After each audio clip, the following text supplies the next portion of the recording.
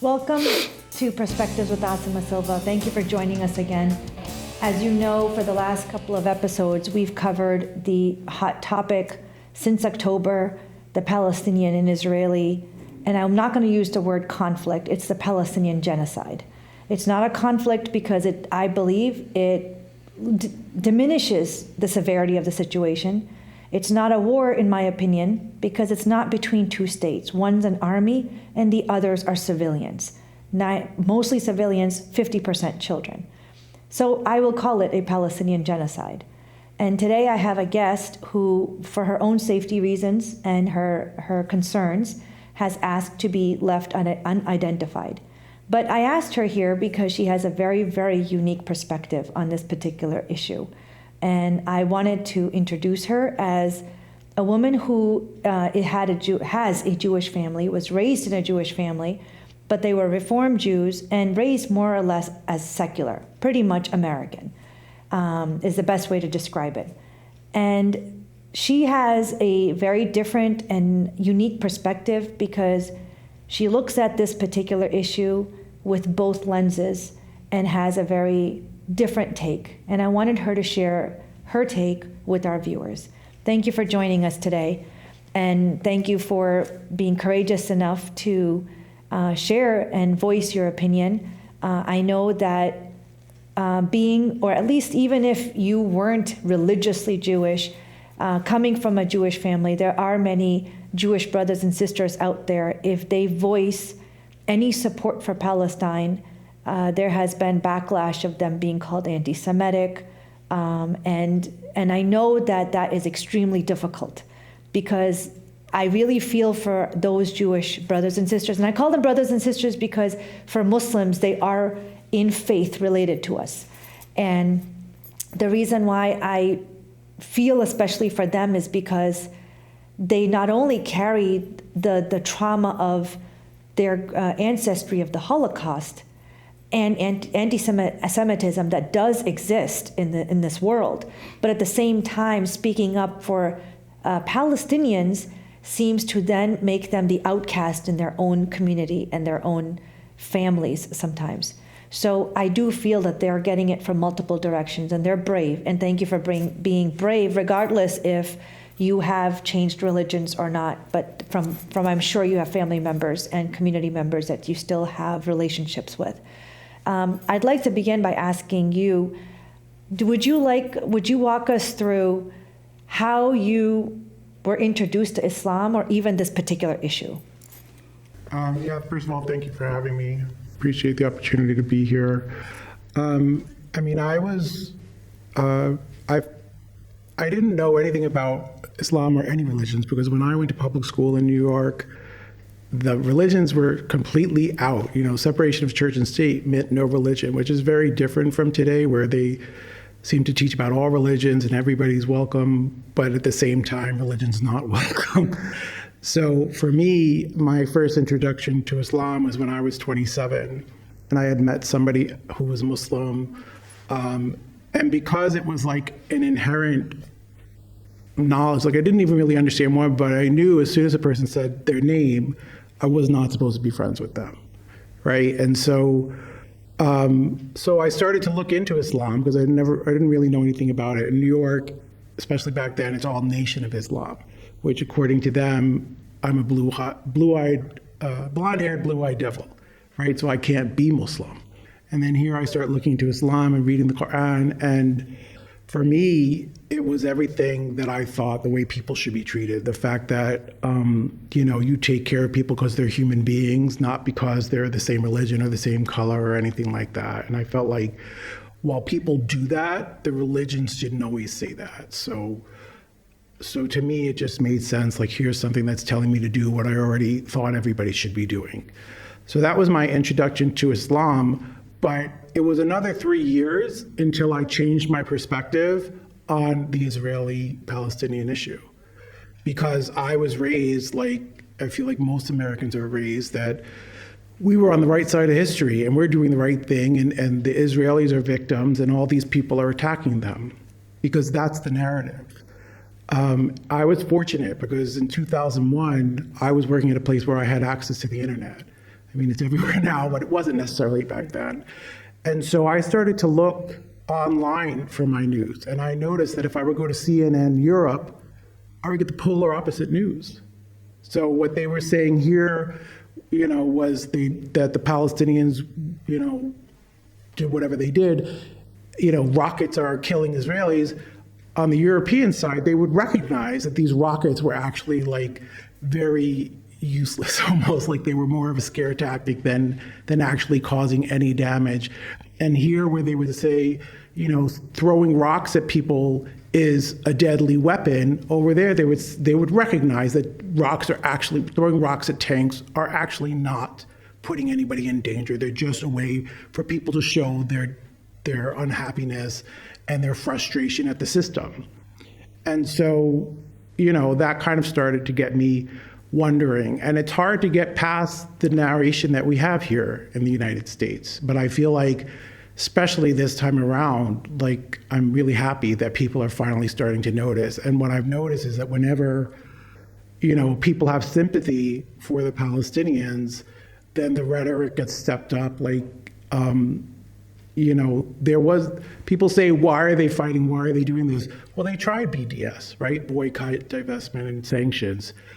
And it's been literally shut down in 37 states. I mean, what happened to our Constitution for freedom of speech, right? And the reason that I am shadowed right now is because, not for me, I don't really care, but I have family members that have to, that are worried that they won't be able to get a job because of what I'm saying, which is really not anything. I'm just saying, let people live and, let them have some human dignity, so it's really difficult situation. And every time, the latest thing that I notice is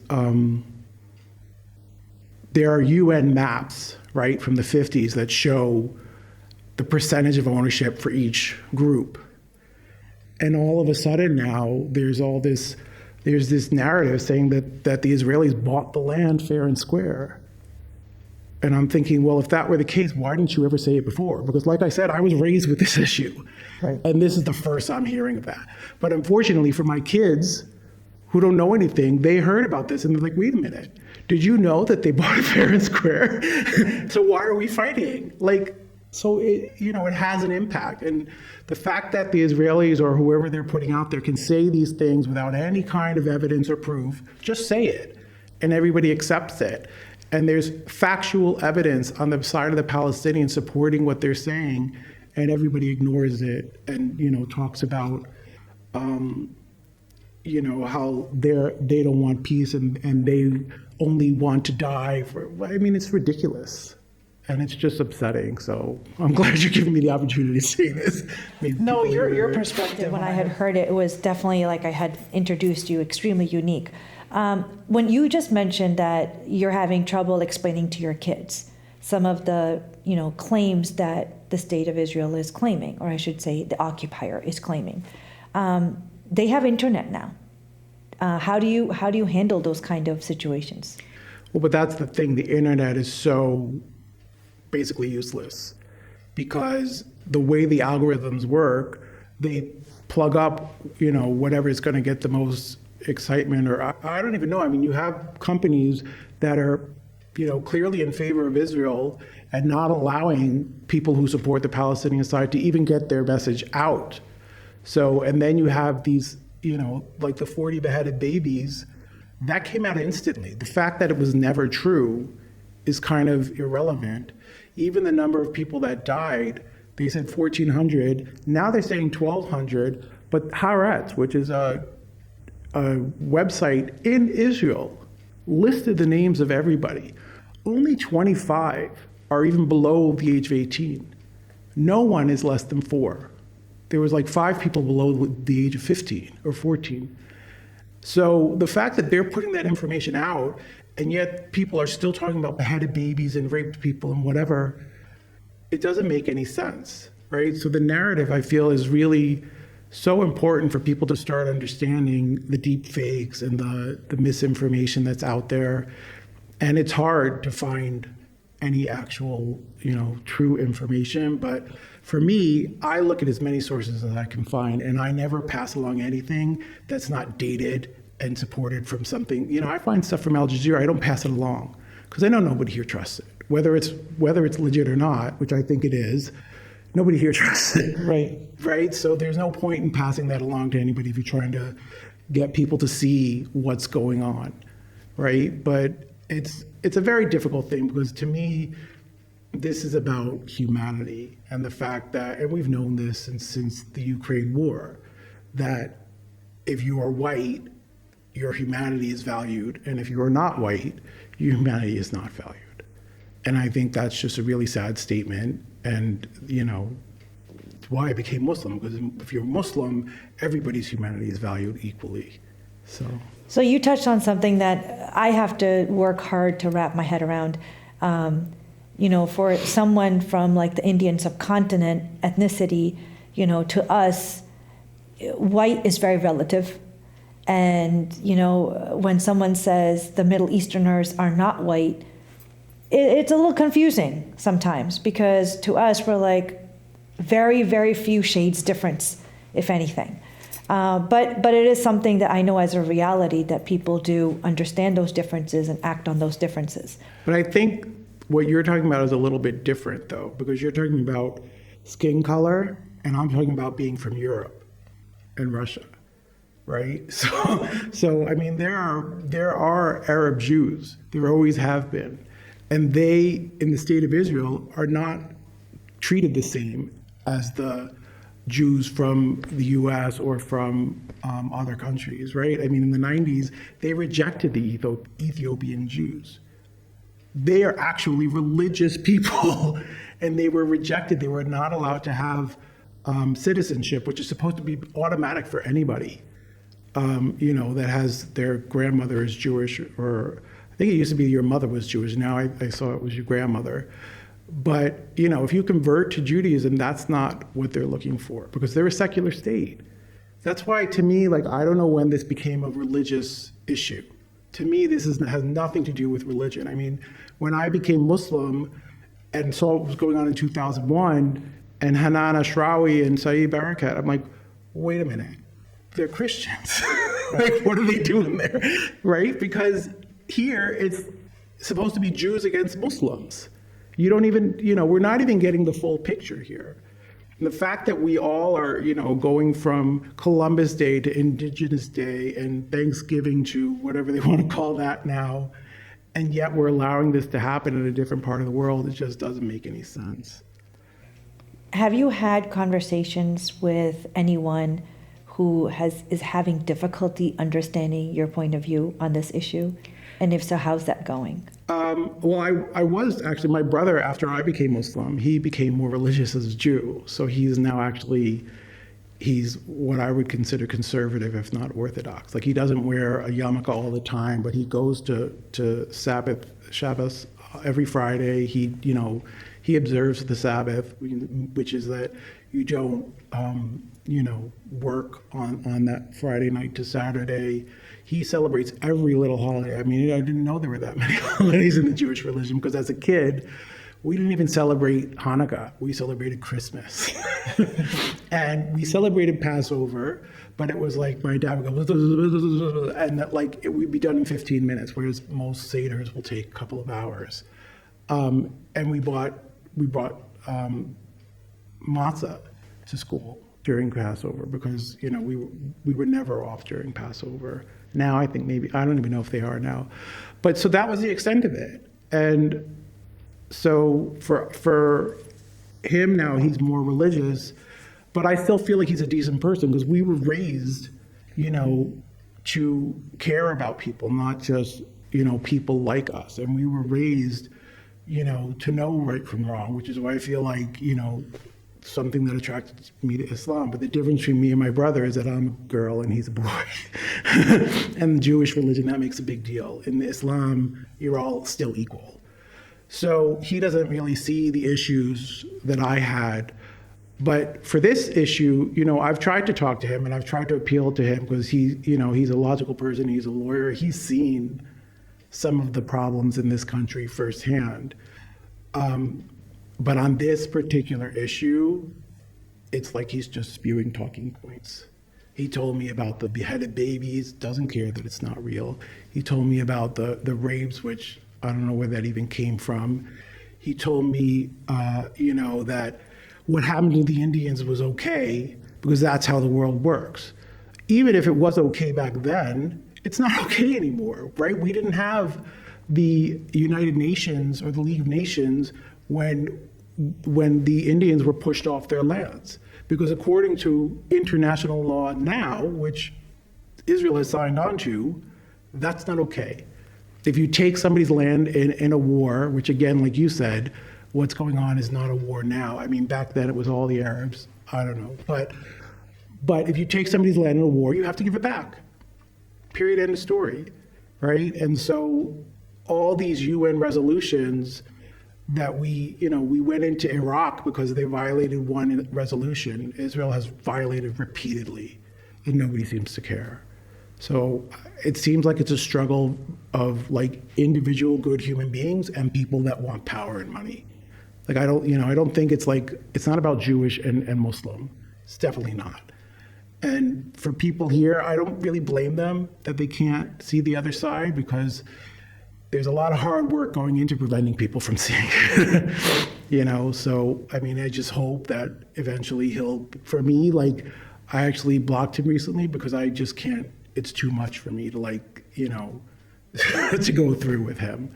So he'll, I hope that I've planted some seeds in his head. We'll talk. What do you think later, is the issue that I've encountered something similar? Of course, not a relative or a close friend. Most of my close friends understand that I look at things as much as possible with both sides. That's why I have the show, right? Mm-hmm. Perspectives. Because to me, you have to understand both sides to really understand what's the best path forward. Now, and I notice that that's not what a lot of people do. And there are people out there that are having a really hard time seeing the other side or wanting to just take a moment to understand history, the facts, and the other side. Do you want to share, why do you believe that is? Because now you're in a situation where you have community and family that might be on one side of this issue and another side, and now you have kids also questioning you. So just wondering how you would think that. I mean, I think we all have an inherent feeling that we're good people, right? We're always, for me, it was like the U.S. is always on the right side of history. How could they be doing this wrong, right? And for me, being raised, with, like I said before, I wasn't raised as a Jew in terms of religion, but I was raised as a Jew in terms of culture. I know all about the Holocaust. I studied it in college. It was like a recurring thing. I've seen all the movies and it's one of those things that people talk about all the time, right, in the Jewish culture. And it's just one of those things that is always in the forefront. And it's very upsetting, obviously, what happened. And the fact that, somebody said to me, it's not really 6 million Jews. And I said to them, it doesn't really matter, because the fact is that they say it was 6 million Jews and they're doing this to the Palestinians, right? So I don't care. I believe that it was a lot. It was a lot of people, right? But it doesn't really matter what I believe, because this is what they say happened. And if we trust what they say, then how is it, I was raised with never again. But it occurred to me after I realized what was going on that never again meant only for themselves, which I don't agree with, right? I think that if you mean never again, then and in this country, Jews have really done a lot for this country, right? We were there in the civil rights. We have always been on the right side, in my opinion. I feel like I was raised to be a really decent person and to care about all these kinds of social justice issues. So that's why I don't understand how this has gotten so far, even with the internet being there. But I know what it is. It's because the algorithms only give you what you already believe. And I don't understand how we don't have laws against that to give more accurate information and to take down the lies. I mean, a lot of the things Israel says, you can fact check it easily. But because of the way the internet is now with the, I forget what it's called, what Trump put in, but basically all you get now is ads and biased information. It's very hard to find the truth anywhere. And if it's available on Google Scholar, then you have to pay for it, which not everybody has the resources to do. Like, I just feel like, I thank God that I have experience before the internet got messed up. Because I feel like, when you learn from books, it takes a lot to get a book published. It's not that hard to throw something up on the internet. Right. No, agreed. I'm going to ask a really hard question. Can you explain to me, in your view, the chosen people? I don't know. I mean, the chosen people means that we were chosen, and that's the most I know about it. Like, we are, supposed to be a good group of people. I couldn't explain it to you from a religious person. It's not something that we really discussed in my house, like we're special because we're the chosen people kind of thing. But I feel like it's being used, whatever it might actually mean, it's being used to say that these other people don't matter. And I'm pretty sure that's not how it was supposed to be played out, especially because, the people that were there, they like to say that they made the land bloom and all this kind of thing. Like, it's the same thing we did here in the United States. I mean, just because people have a different way of doing things doesn't make it wrong. So we wanted to build everything up, and they didn't, because they had a different way of living with the land in the United States. For me, it was Indians. Now they're Native Americans. And to me, the Palestinians are the same, the Mexicans are the same. All around the world where people were colonized, it was the same thing. You're taking your values and you're, saying we're better than you. That's not something that should happen. And the fact that it's not allowed to happen anymore is great, except for it is, right? Can you touch upon the fact of what you mentioned? It's concerning me a little bit that your family members are afraid, if one of the reasons why you wanted to hide your identity is they're afraid that they might not get jobs or lose their jobs. What do you feel about that? Because I've heard of that. I've heard of this from a lot of different families. Yeah, I've actually been told this myself. For me personally, I feel like if you take a stand, you have to take it with your face showing. So I'm doing this because they've asked me specifically to do it. Because normally, when I went to the pro-Palestinian rallies and things like that, some people said, make sure you cover your face because, people aren't getting jobs and people are this and that. And I said to them, you know what? Then that's not really supporting, in my opinion. Like, you have to be brave enough to do that. And unfortunately, I'm at a different point in life than my kids, and I can't make those decisions for them, right? So they've asked me not to show my face. I'm going to respect that.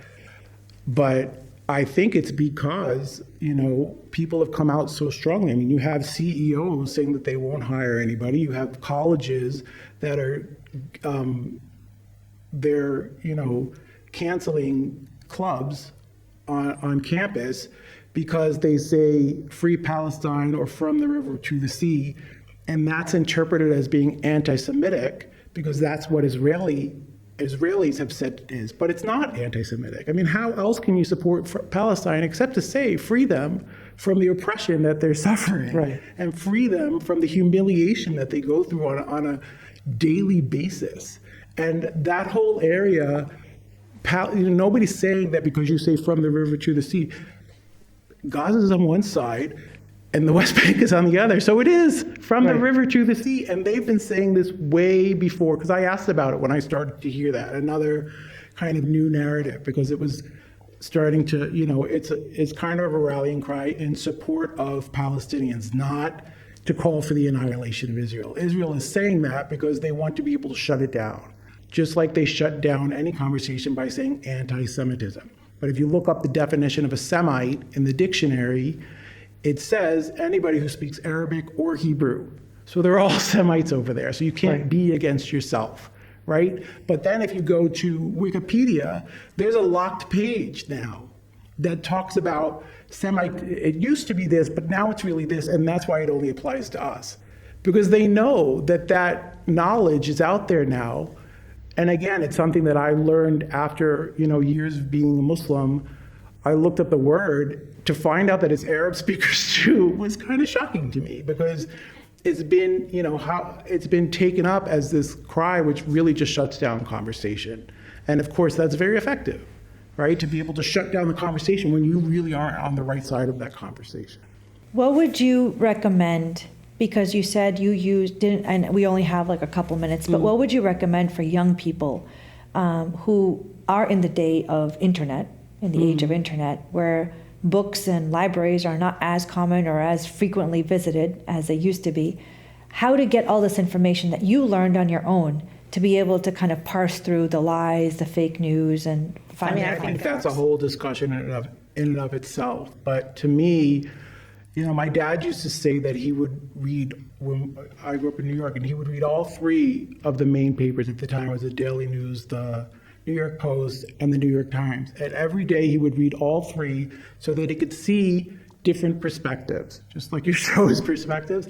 And that's what I really encourage people to do, to make sure that you're not getting all your information from one place, to make sure that I try to go to Reuters or AP because they don't add adjectives to anything, and they're not always perfect, but at least you can kind of get theoretically a less biased perspective. But I also say, like, I never forward anything that doesn't have a date on it, that doesn't have a source to it. And unfortunately, that's where we've come in this country, that we don't look for a source, we don't look for data anymore. And so all this misinformation on the internet just keeps getting spread anew as if it just happened yesterday. So I'm trying to encourage my kids, at least, to really think critically about the things that they get and to do their own independent research. So if somebody says, like, they showed at a panel, they showed a YouTube video from a professor from Connecticut, and she says that, the Israelis bought the land. She doesn't say how much. She says they bought it from absentee Arab landlords, so you should really be mad at the Arab landlords that sold the land. But she doesn't say how much, and she doesn't provide any sources for that information. She says she went to study in Israel, and that's where she got all her information from. So for a reputable university to allow something like that onto their campus without questioning it in the least is really unfortunate, because we have something called confirmation bias, and whatever we already think, we find information that just reinforces it. So I think that kind of thing. And then when we did the research, there's actually a UN map from the 50s that shows the percentages. Yes, they did buy land, but they only bought 5 or 6%, right? And the rest of the way that they got the rest of the land is on record.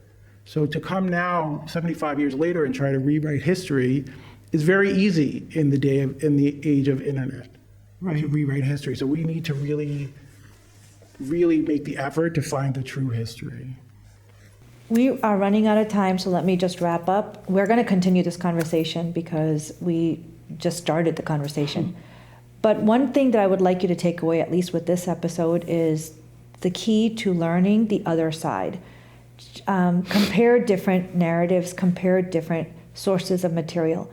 For example, take your news from the American and the West, and also then take it from Al Jazeera and some of the Middle Eastern news. Compare it, and you will see a huge difference. And that's the best way to parse out between fake news, propaganda, and actual facts. And then you can make up your mind on what side that you actually will want to side with. I want to invite our guest again at the next show because I'd like to continue this conversation.